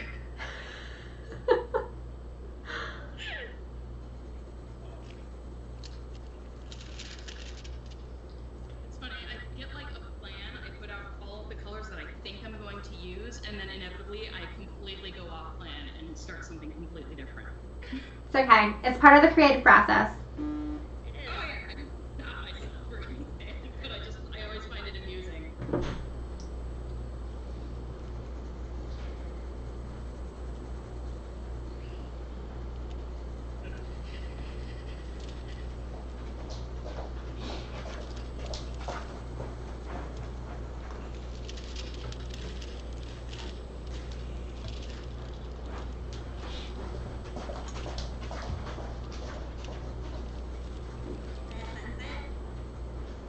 Kind of. There's 2 suns, actually. Oh, I didn't see the other one. Yeah. It's like Star Wars. I was going to say the Tatooine. I I'm love gonna it. add a little bit of orange around the suns. Yeah. It'll be fun. Yeah, that's nice. Hey, So fun and relaxing. this is. We should do this more often. I know. Yeah, in my household we have a craft night every Monday night. All of us we either play video games or we get all of our crafts out and watch something on like Netflix together. That's wonderful. Well, especially with the loss of my partner, like it's something that we all just slow down and get together, and it's something we do as a household, and it's been so therapeutic. That's really good that you guys can take the time to just relax and do something creative. And this is reminding me that I should probably do random crafty stuff more often. Like, one of the downsides of writing all the time is that it becomes work and it's not just a creative outlet. It can be both, but a lot of times it's still just work. So doing something like this is just de-stressing. An escape, yeah. Yes, it's an escape. That is a perfect way of putting it. I feel like it's a whole other creative outlet too, like another energy, another part of creativity that you're working with. Like, that's what I realized when I was first streaming and trying to create different Mario Maker levels. It's like, oh wow, this is so different because it's a whole other type of creativity than what I've been doing. So what is Mario Maker? So you know all the Super Mario Bros. Games? Sure. Like the original one, and then they kept coming out with different ones for different consoles. I mean, as long as you mean, have I heard of them, and I can tell you at least 3 of the characters' names, then yes, I know what they are. You get the general concept that it's like a level that you run through, and you just try to make it to the end. Punch the blocks and get coins out of it. Yes. So basically, they created it so that people at home can make their own worlds. So Oh, cool. you can choose which version of the game you want to make it for. So you could go back all the way to like Nintendo 64, or you could do the 3D World, which is for the newest console. Mm-hmm. And then you can just do whatever and like create it however you want. You can trick people. You can make it really easy. You can make it.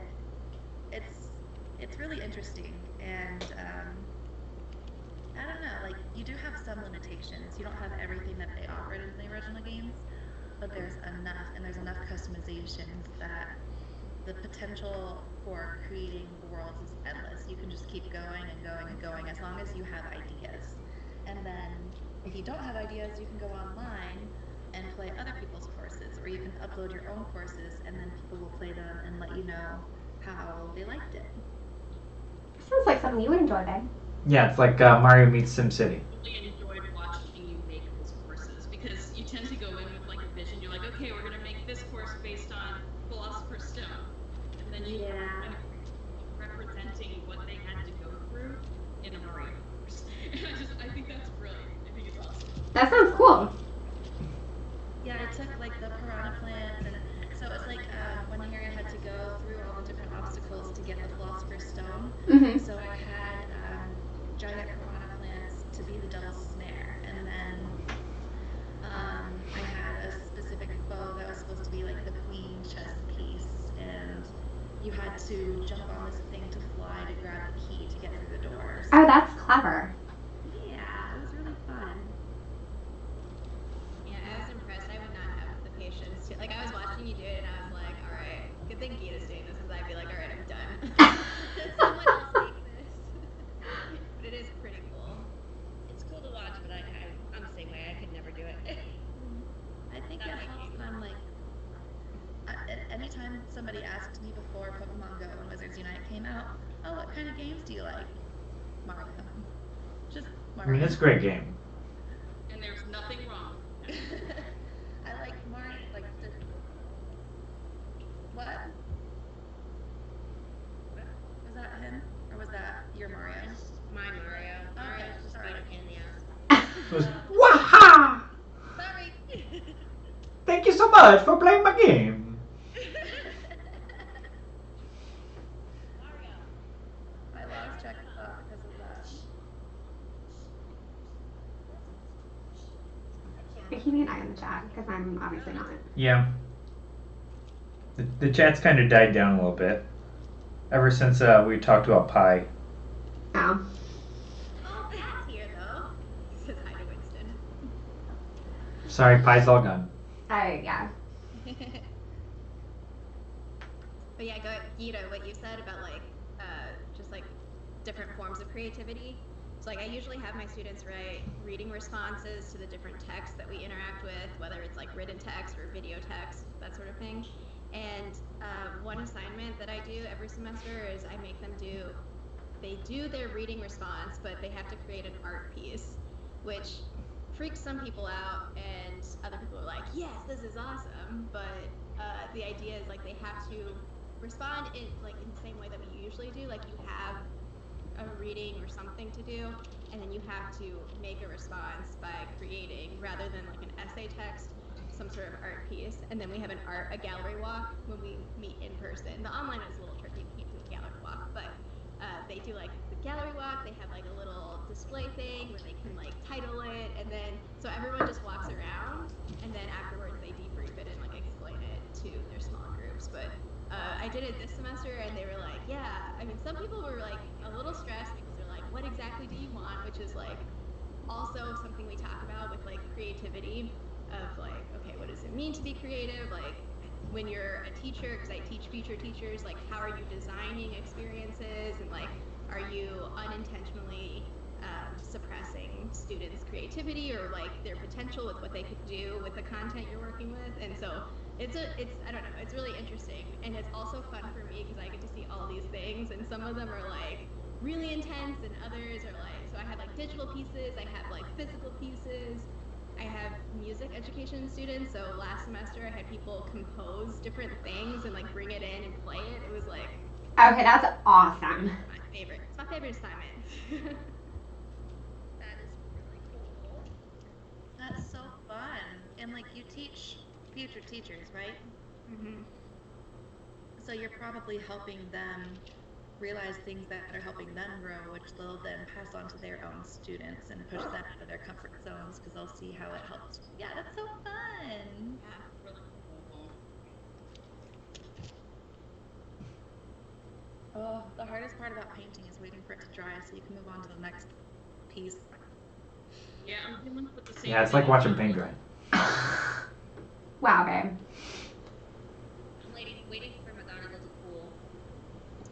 I'm looking forward to seeing McGonagall. She's McGonagall's buried in paperwork. Yeah. It's their books.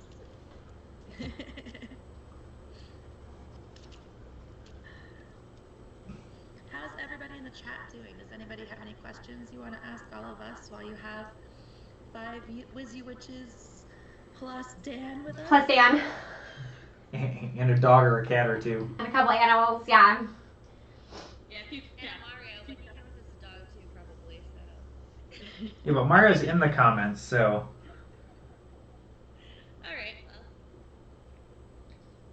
Yeah, I will say, I mean, as always, I'm certainly appreciative of everyone who is watching us, who either if you're with us live or if you're catching the replay.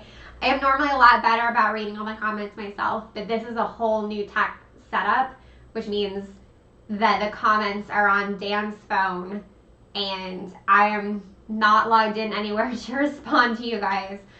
So, next time we might know what we're doing, and it'll be better. But Killer X 13 asked, "Who's more of a gamer, you or your partner?" Clearly me. that is definitely Dan. The only game that I ever really got interested in growing up was it was an arcade game, and I think it was eventually on some sort of console. It was like Gauntlet or something, but you could be different magical. You could be like a wizard or an elf, or I don't even remember what else. I was 12 when I played this game, you guys, and I'm currently 32. But my twin brother and I would just, like, the summer that I was at our local arcade, we would just play that for hours on end. And my mom wasn't really crazy about it because we were spending a lot of time in front of a screen, and, you know, there was a little bit of fantasy violence. But at the time, a quarter would get you 1,000 health. So we were not spending very much money, and we were in a safe environment. But yeah, my mom didn't let us, my parents didn't let us have a console until I was 16. So we got an Xbox, and my brothers, I didn't really feel like fighting them to get to play it. So Fair. I didn't really play any like games really until Pokemon Go.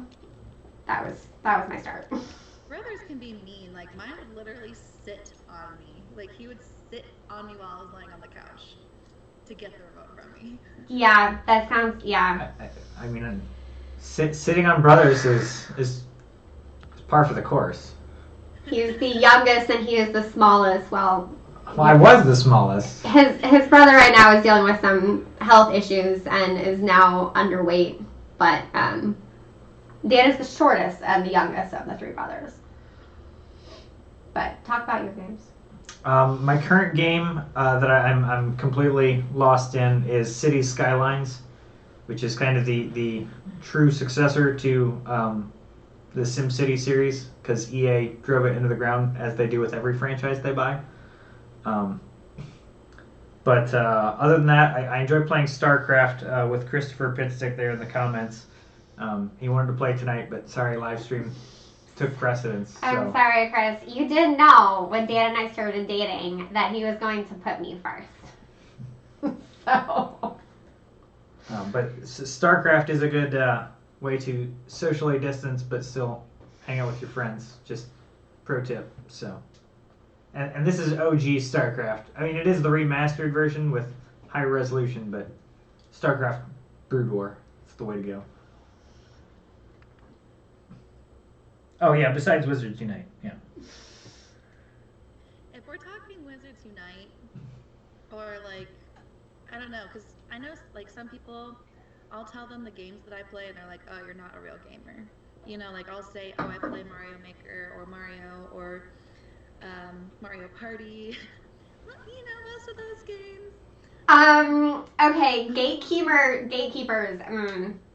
I have strong feelings. So don't let anyone tell you that you're not a gamer.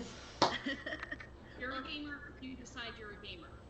If you play games and you enjoy them and you say I'm a gamer, no one can tell you, well, you're not a real gamer. Define real gamer. Usually they'll just, try and pigeonhole, well, if you don't play World of Warcraft, you're not a gamer. Or if you don't play League of Legends, you're not a real gamer. Right. I'm like, why? Yeah, you can literally why those games? You can literally play Minesweeper and be a gamer. Hey, I was really good at Minesweeper back in the day. That was my game of choice as a child. I used to be really big into RPGs, but that's like, I don't know if you can really call it a game either, because it's really just creative writing back and forth with people. And that was my way of expanding the Harry Potter universe. I would just create my own character and ride to Hogwarts and take classes and interact with other kids and other writers, and we would just write okay, my character's doing this. Well, this is how my character responds, I really like playing. That's how I met my partner. Kris understands. I totally feel you. Did you do it? Was it through Hex? Hogwarts? Oh my God, what was it called? Hogwarts Express or something? Or it was a website. That sounds familiar, but I want to, I got into it with a few friends, and we would even make our own. Like, I legit had, 10 of my own forums where I was like, this one's based back in the Marauders' time, this one's based now, this one's based at this point, and I'd have so many different characters, and they'd have whole families, and my other friend would just create different characters for each one, and it was fun. But as far as, who plays console games the most, I'd say my partner does. He probably has played a wider array of games than I have, and that goes to I don't do well with 3D map games, so Nintendo 64 is my 3D map game that I pushed myself on, and then past that I just die a lot. And 64 is awesome. My favorite console. I like racing the penguin. My favorite N64 game was Pokemon Snap, and I was obsessed with it, and I wanted to get all of the best shots ever, and I would go to Blockbuster, and they would have these little pack things, and I would look at that, just me and my sister. So I played like some Zelda games, but I don't remember them because I wasn't like hardcore or cared at all about them. And so Jeff is definitely, he answered for me in the chat, but he's definitely the gamer between the two of us. Although, I mean, I still take pride in my Pokemon Snap. But then also we have a Switch, so I played Breath of the Wild and finished that before he did. So there are certain things that I'm more hardcore. Any of the mobile games, like I was saying before, like the little ones where it's a puzzle, I destroy. Anything with the words, he destroys that. I have played WoW, but that's not, I joined late, like that's not something that I'm like super into or about. But he's like part of guilds and like does stuff and way more than me, but I am way better at Wizards Unite Ninja and Pokemon Go also. And I hope he's listening to this in the other room. For Sandra, I was definitely more of a gamer than she was. I think I've only seen her play maybe 3 games total in like the 12 years that we were together. So she played Plants vs. Zombies and Diablo 3. I think that's all I ever saw. Usually we'll actually watch Roger play a bunch of video games, and I just like watching other people play games. I don't know if I'm gonna look at that, but No. Are you really asking that? Everyone in the chat agrees with you. We all watch trainer tips. Yes. oh, that's true. Now I actually spent an ungodly amount of hours watching YouTubers play a game that I don't actually play He anymore. doesn't even play it anymore, and I'm like, okay, babe. Because the game just made me angry when I played it, but it's entertaining to watch somebody who's good at it play. And people are like, why would you do that? I'm like, I don't know. Why do you watch football? You're not any good at playing football, but you enjoy watching other people who are good at football play each other. same thing.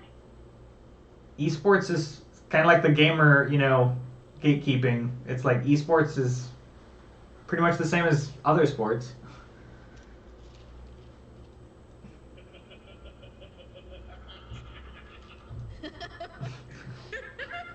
Okay. Mario. You're bleeding over into the stream.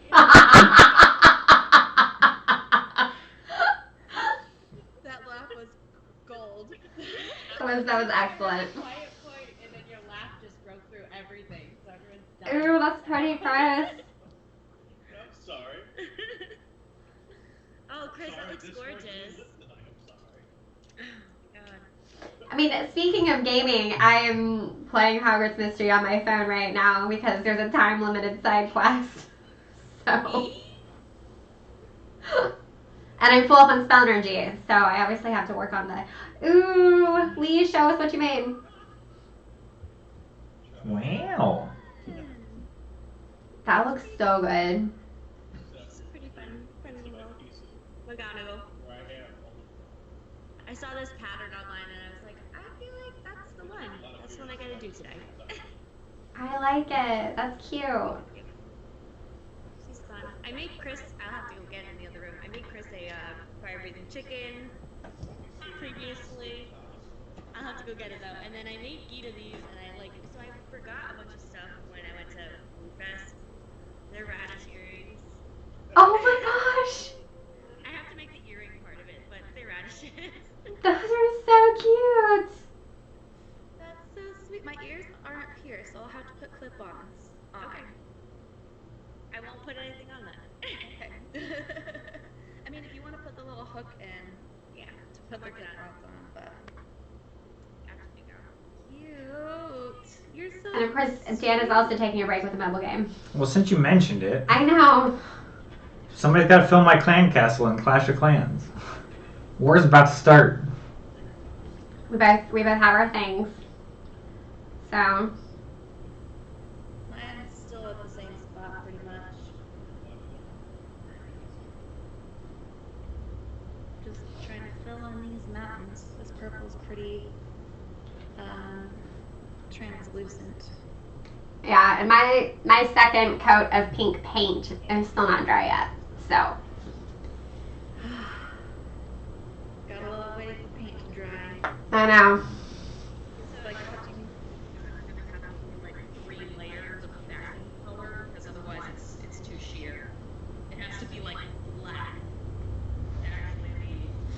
all the other critters, and that's going to take a while. You said you had to do a few layers of black in order to get it to be opaque.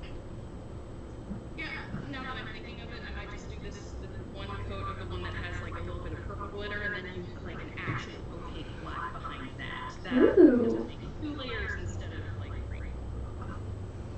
Do you guys watch Simply Neurological? Mm-mm. I used to before she got really big, and then she did a bunch of collabs that I didn't know were interested, and I kind of fell off again. Well, she released her own nail polishes now. She's got one that's called One Coat Black.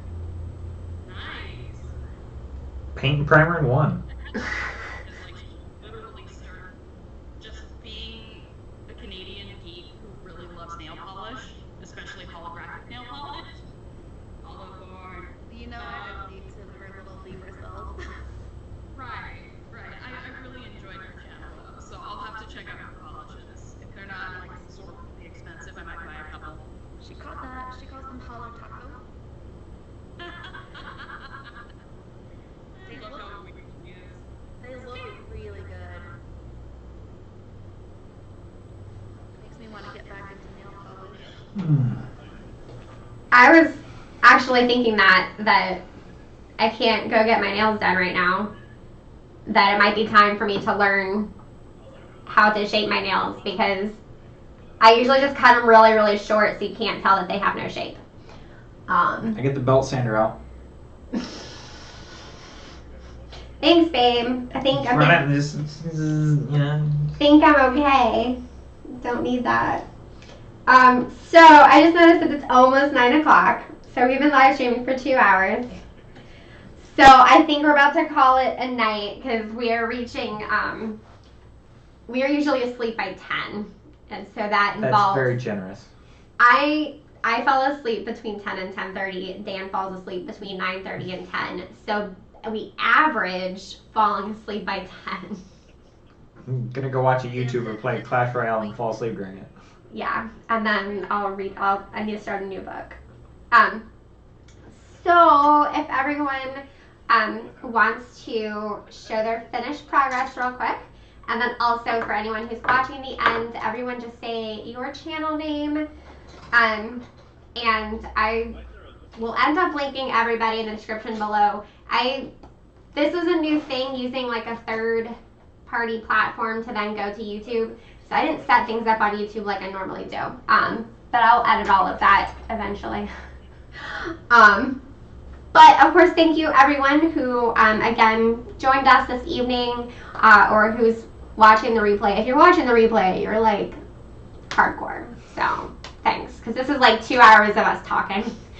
But real quick, starting with Gitta, show us your in progress, or you can bring out your wands again, whatever you want to show us.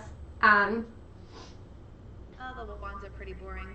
I will post this on Twitter at some point whenever I'm finished with it. But I like it. thanks. Wait, what got added? There's mountains, there's 2 suns, there's clouds. Oh, there's suns. I thought it was cloudy with a chance of meatballs. It's a good book, y'all. It is. Okay, Lee, show us McGonagall. Alright, so I got McGonagall. Yes, I love the pixels. that's amazing. Yes. And then this is Kris's fire ribbon chicken. Ooh. That is legit.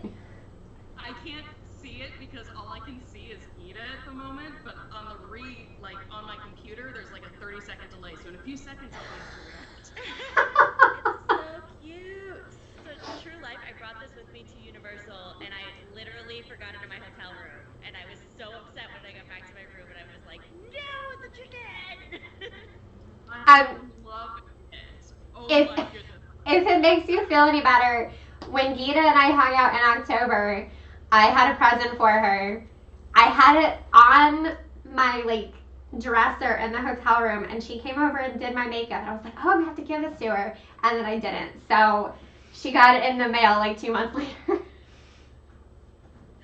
Lynette, show us your scarf. Alright. So you can't tell, but I'm almost done with this red section. Nice. So I'm gonna switch to yellow or gold in another row. That is very exciting. Scarves are really impressive. One of the most heartfelt gifts that anyone ever gave me. My best friend, my college roommate, the first scarf that she finished when she learned how to knit, she gave me for Christmas. I may or may not have cried. So, and it is pink. All right, Kris, show us your magical glass. Sure. Okay. So I have quite a few of them, but I love that. That's gorgeous. Looks like yeah, someone see, I dancing. have to start like at a specific point and then bleed it out with like a bunch of different polishes. It's pandemonium right now. But I have quite a few of them. This one's more purple. Pretty. It's one of those things where you have to make like 6 or 7 at a time. Yeah, because they're so little. But they're all beautiful and different. I love them. Well, you have to switch up the colors so often and let different parts dry. So it's good to have multiple ones going on. And the one that I was, bitching about having to do multiple layers is going to be this one. Ooh. I like that. You're incredibly dexterous. I mean, some of that is very fine. It's really fun. I get covered in polish in the meantime, but it's really fun. I mean, who doesn't want to be covered in multiple colors and sparkles? Yeah, so once those tiles dry, then I can adhere them with like, I think it's called E6000. Oh, I love adhere E6000. them back, and then you can put them on a board, and that's a pendant. That's really cool. So Dan, you want to show off your wand real quick? It's not that kind of stream. Really, babe? This is a family-friendly channel. Alright, I don't know if I'm in front of the webcam very well because as you said that the stream is way behind, so It looks sure. good. That's probably long enough for my stained one, and then here's Brita's painted Yeah. one. So that second coat of pink paint still needs to dry, and then I'll do a glitter coat. And then what I've been working on while letting my paint dry is just coloring my flying keys with colored pencils. So, just having fun, relaxing, just sort of letting all the stress leave our bodies. So, okay, does anyone have any final words? I feel like I missed something because all of you are laughing. They gotta say their channel names. Yeah, okay, everyone go through and say your channel names. I am Gitta Lovegood, Gitta Lovegood, like you know it, on all social media. I guess I'll go next. I'm Kris from Wizard Way. My social media is mostly Wizard Way Kris, and that's Kris with a K. And my Etsy shop, if anybody wants jewelry like this, I am in the process of uploading a bunch of them onto my Etsy, which is Dragons and Stars. Sweet. So I'm Professor Lynette on some social. You'll just Google Professor Lynette and you'll find me. Yeah. My channel name is Wizard PhD. I am Lee. My channel name is nerd_Lee Niffler. Lee for Lee. And yeah, I think it's across all social media as well. And of course, I will have all of them linked down in the description below. And of course, y'all know me as Brita, and this is my husband Dan. And we are Witches Unite. Because if Wizards Unite is supposed to include women, then Witches Unite can include men. So, and Represent. everyone who doesn't want to be in binary, because binaries are restrictive and unnecessary. So, thank y'all so much for watching and for dealing with our tech difficulties at the beginning.